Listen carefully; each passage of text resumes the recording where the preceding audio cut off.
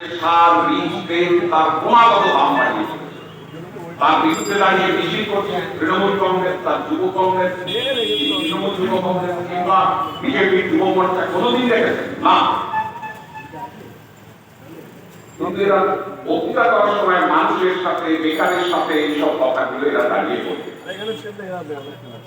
আমরা বলছি দাঁড়িয়ে এই সময় দাঁড়িয়ে আমাদের কথা নয়।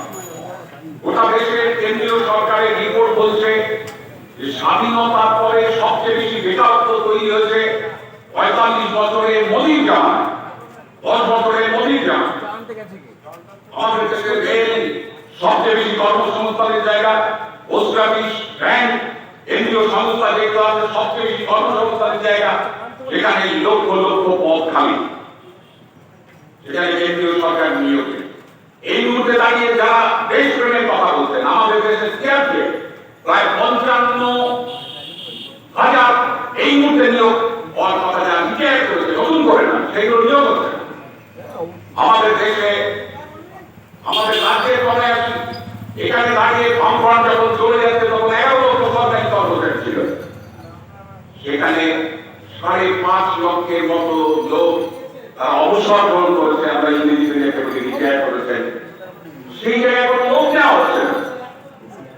আপনি, আমি, আমার বক্তৃতা যারা ঘরে বসে শুনছেন, দোকানে বসে শুনছেন, আপনি যদি কোনো সন্তানের বাবা মা হয়ে থাকেন, আপনার ঘরে যদি একটি বেকার ছেলে বা মেয়ে থাকে, কিংবা আপনি যে পাড়ায় থাকেন, আপনার পাড়ায় ১০টা মেধাবী ছেলে আছে যারা কলেজ বিশ্ববিদ্যালয়ে পড়াশোনা করছে, স্কুলে পড়াশোনা করছে, তাদের আগামী ভবিষ্যৎ কি হবে? আপনি যখন ওই ৩টা চটের মধ্যে একটা মেশিনে সুইচটা টিপবেন, তখন আপনি ভাবতে হবে আপনি কাকে ভোট দিচ্ছেন, যারা বেকারত্ব তৈরি করে।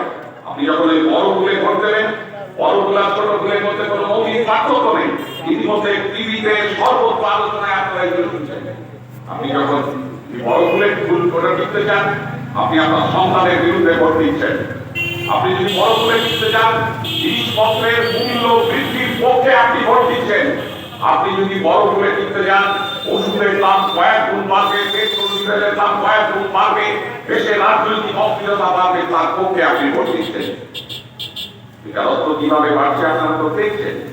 যদি আপনি ছোটগুলো ভোট দিতে চান, তার বলার অপেক্ষা রাখে এই মুহূর্তে গোটা টিভিতে আপনারা দেখছেন যে জিনিসগুলো দাঁড়িয়ে টিভি না চাইলেও দেখাতে হচ্ছে। আপনি ছোটগুলো ভোট দেওয়া মানে আপনি আপনার সন্তানের বিরুদ্ধে ভোট দিচ্ছেন। আপনার পাড়ার বিশ্ববিদ্যালয় পরে তার বিরুদ্ধে আপনি ভোট দিচ্ছেন। সুতরাং আপনাকে সিদ্ধান্ত গ্রহণ করতে হবে আপনি ১৩ই মে কাকে ভোট দেবেন। এরা কারা? রাজনৈতিক দলের প্রতিনিধি এইরকম মতাদর্শ, রাজনীতির কোন মতাদর্শ থাকতে পারে এইরকম করতে পারে। সকালবেলায় বিজেপি, বিকেল বেলা তৃণমূল, রাজীব বলছিলেন আপনারা সবাই টিভিতে দেখেছে, কোনো বলার কথা। ২রা মার্চ ২০২৪ কৃষ্ণনগরের গভর্নমেন্ট কলেজ ময়দানে মুখ্যমন্ত্রী অধিকারী বিজেপি হয়ে বক্তৃতা করছেন, বলছেন যশস্বী প্রধানমন্ত্রী।